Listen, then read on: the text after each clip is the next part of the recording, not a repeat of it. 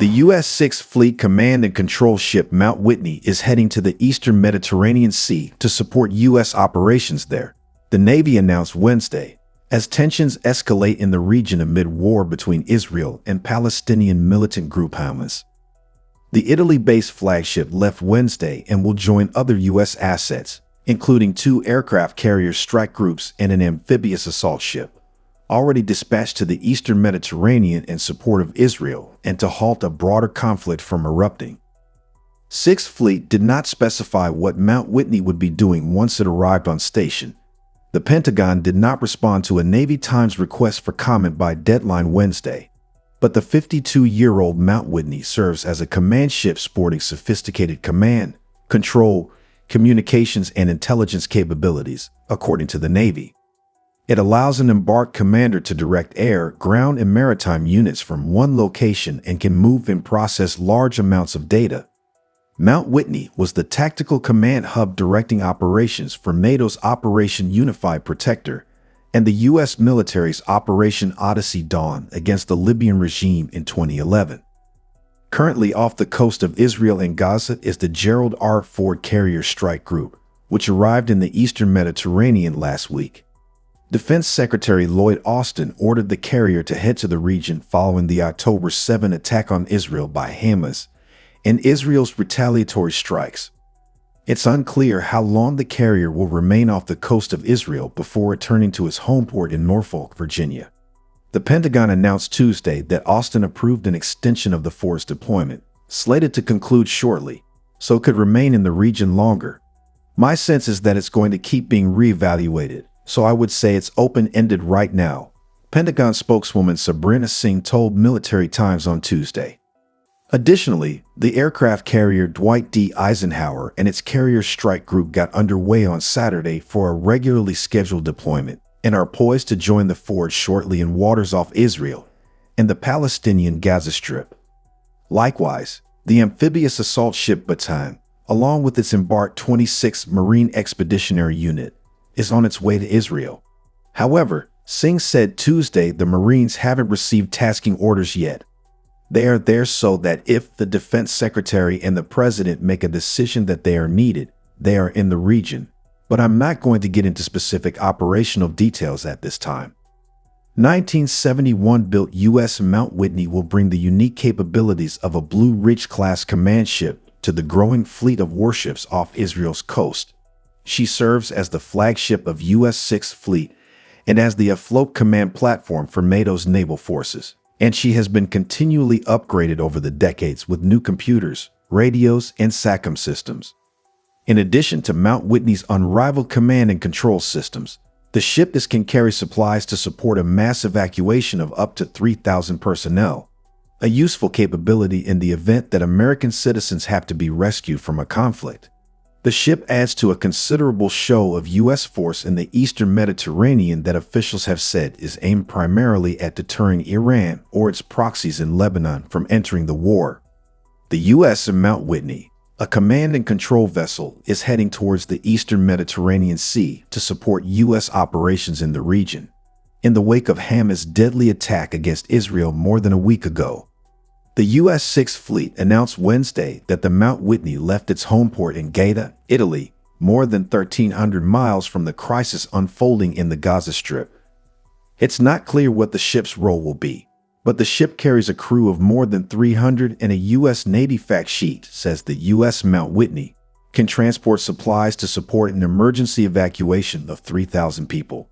The U.S. Navy also says the Mount Whitney is its most advanced ship for controlling and coordinating military operations, thanks in part to a highly sophisticated system of sending and receiving large amounts of classified information. The ship adds to a considerable show of U.S. force in the eastern Mediterranean that officials have said is aimed primarily at deterring Iran or its proxies in Lebanon from entering the war.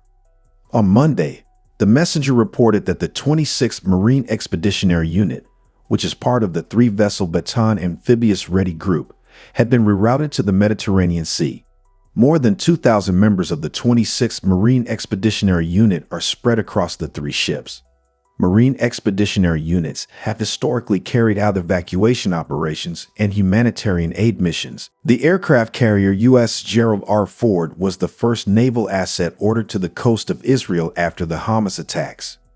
The Ford is accompanied by a flotilla of guided missile cruisers and destroyers. On Tuesday, Defense Secretary Lloyd Austin approved the deployment extension for the Ford, which will keep the carrier strike group in the region. The Pentagon did not say how long the extension would be. And this past weekend, Austin directed a second carrier group, the USS Dwight D. Eisenhower Strike Group, to join the Ford in the Mediterranean. An additional 2,000 American service members stationed in the Middle East and Europe could be deployed to support Israel as well.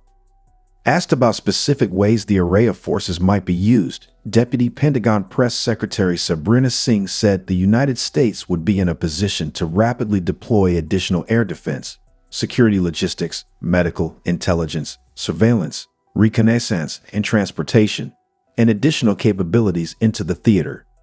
But Singh added that no decisions have been made to deploy any of these forces at this time.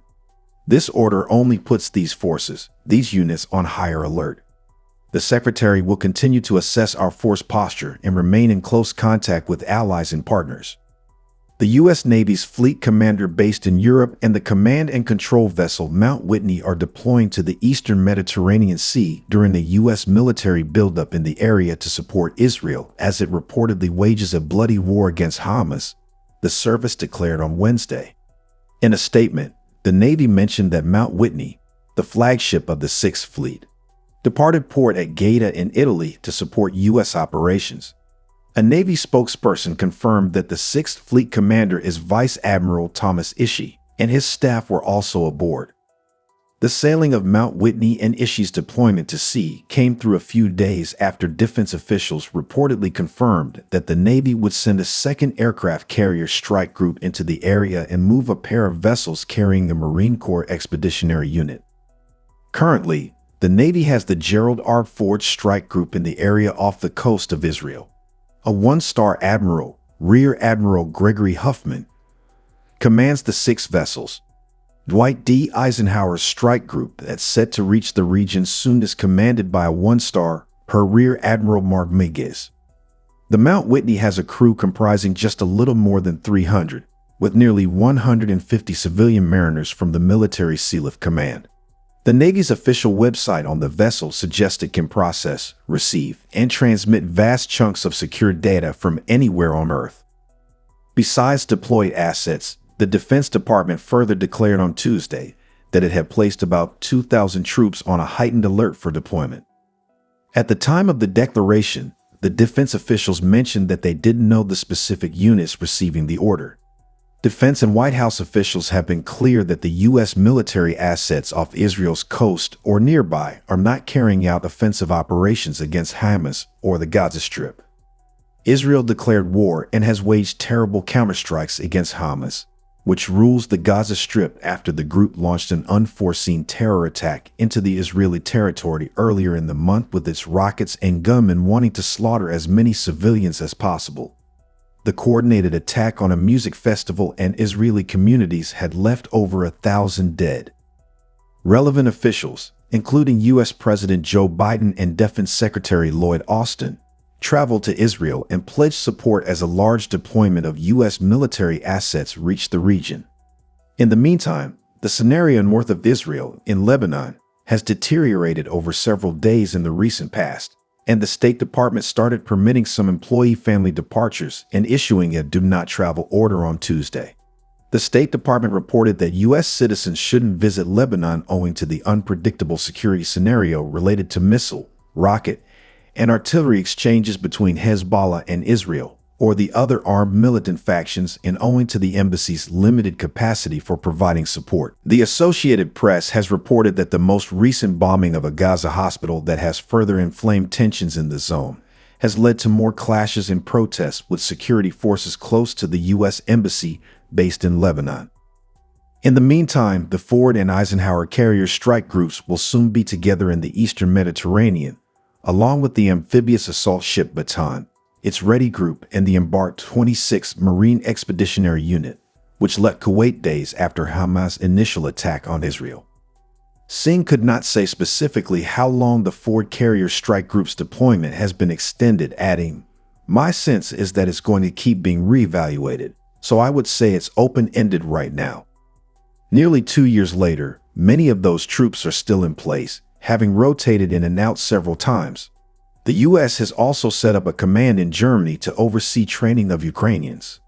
Singh said that though the troop moves are intended to deter any other groups from striking Israel during its war against Hamas, as it did to deter Russia and Europe back in early 2022, the Defense Department hasn't set any timelines for how long the increased posture could last.